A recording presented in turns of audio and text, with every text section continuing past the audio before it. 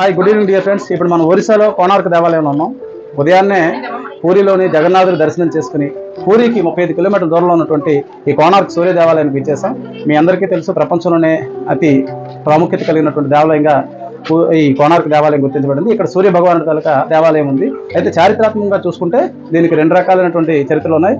అంటే చారిత్రాత్మకంగా ఒక కథ అందుబాటులో ఉంది, అలాగే పురాణ ఇతిహాసాల ప్రకారంగా కూడా ఒక పురాణ ఇతిహాసం మనందరికీ కూడా చరిత్ర చెప్తూ ఉంది. పూర్వం శ్రీకృష్ణ భగవానుడి తాలూకా కుమారుడు శంభుడు అనేటువంటి వాడు ఈ కోణార్క్ దగ్గరలో ఉన్నటువంటి సముద్రంలో స్నానం చేస్తున్నటువంటి మహిళలను చూస్తుండగా శ్రీకృష్ణుడు తన కొడుకైనటువంటి శంభుడు చేస్తున్నటువంటి ఆ పనిని గుర్తించి అతను శపిస్తాడు. నువ్వు కుష్ఠవ్యాధితో బాధపడాలని చెప్పించిన మీదట అతడు 12 సంవత్సరాల పాటు ఆ కుష్ఠవ్యాధి నుంచి బయటపడడానికి ఈ సముద్ర తీర ప్రాంతంలో ఇక్కడే పక్కనే ఉన్నటువంటి బంగాళాఖాతం దగ్గర సముద్ర తీర ప్రాంతంలో సూర్యుడి కోసం 12 సంవత్సరాలు తపస్సు చేసి ఆ 12 సంవత్సరాల తర్వాత సూర్య భగవానుడు ప్రత్యక్షమై ఆయన తాలూకా కుష్ఠవ్యాధిని దూరం చేయగా ఆ సూర్య భగవానుడికి ఒక దేవాలయం కట్టించాలనే ఉద్దేశంతో ఇక్కడ ఈ కోణార్క్లో సూర్య దేవాలయం కట్టించినట్టు ఒక చరిత్ర చెప్తుంది. అలాగే ఈ తూర్పు గంగా వంశీయుడైనటువంటి నరసింహవర్మ అనేటటువంటి చక్రవర్తి 13వ శతాబ్దంలో అంటే 1254వ సంవత్సరంలో ఇక్కడ సూర్య భగవానుడి కోసం ఒక ఆలయం కట్టించాడని, అలాగే ఈ ఆలయం కట్టించేటప్పుడు 12 సంవత్సరాల పాటు 1200 మంది కూలీలతో 12 సంవత్సరాల పాటు తీవ్రంగా శ్రమించి ఆలయం కట్టించి, అలాగే ఈ ఆలయం తాలూకు గర్భగుడిలో 1250 కేజీలు బరువైనటువంటి మ్యాగ్నెట్ని వాడి ఆ చుట్టుపక్కల గోడల్లో ఉన్నటువంటి ఈ మ్యాగ్నెట్ని సెట్ చేసి మధ్యలో ఐరన్తో చేసినటువంటి సూర్య భగవానుడి విగ్రహాన్ని ప్రతిష్ఠించడం వల్ల ఈ సూర్య భగవానుడి తాలూకు విగ్రహం ఎటువంటి ఆధారం లేకుండా గాలిలోనే తేలుతూ ఉన్నటువంటి ఒక గొప్ప ప్రాముఖ్యత కలిగినటువంటి దేవాలయంగా దీన్ని గుర్తించడం జరిగింది.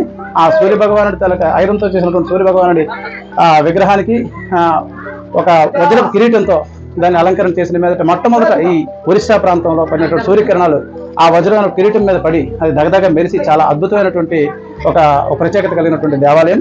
అయితే ఈ పోర్చుగీస్ వారు మన భారతదేశంలో ఈ సముద్ర మార్గం గుండా వెళ్తున్నప్పుడు వాళ్ళ తాలూకా నావిగేషన్ ఆ తాలూకా నావిగేషన్ తాలూకా దిక్సూచి ఈ ఆలయంలో ఉన్నటువంటి మ్యాగ్నెట్ వల్ల పనిచేయకపోవడం వల్ల వాళ్ళ దిక్కు తెలియక ఈ మ్యాగ్నెట్ పనిచేయకపోవడం గల కారణం, దిక్సూచి పనిచేయకపోవడం గల కారణం ఈ సూర్య దేవాలయంలో ఉన్నటువంటి ఆ సూర్య విగ్రహానికి భావించి దీన్ని వాళ్ళు దాన్ని నాశనం చేయడం జరిగింది. అలాగే మరి 1250లో మొదలెట్టినటువంటి ఈ దండయాత్రలన్నీ కూడా విదేశీ దండయాత్రలు, మహమ్మదీ దండయాత్రలో భాగంగా ఈ దేవాలయాన్ని అంటే హిందూ ధర్మాన్ని నాశనం చేసే ప్రక్రియలో భాగంగా ఈ సూర్య దేవాలయాన్ని కోలుకోవడానికి విశ్వ ప్రయత్నం చేశారు.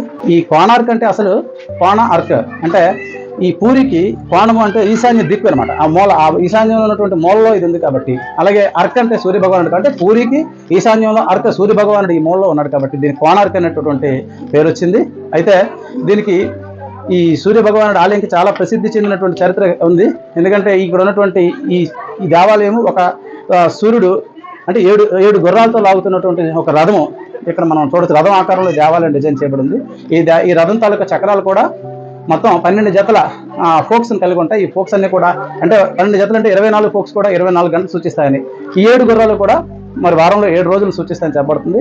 అప్పుడు ఈ చక్రాల మీద ఉన్నటువంటి 24 ఫోక్స్ల వల్ల ఖచ్చితంగా సమయం ఇక్కడ కరెక్ట్గా సమయసారని ఇక్కడ తెలుసుకుని ఆ సమయాన్ని సూచించే విధంగా ఇక్కడ ఈ దేవాలయంలో ఉన్నటువంటి ఈ రథం ఆకృతిలో ఉన్నటువంటి ఈ చక్రము అలాగే ఫోక్సెస్ కూడా డిజైన్ చేయబడ్డాయి.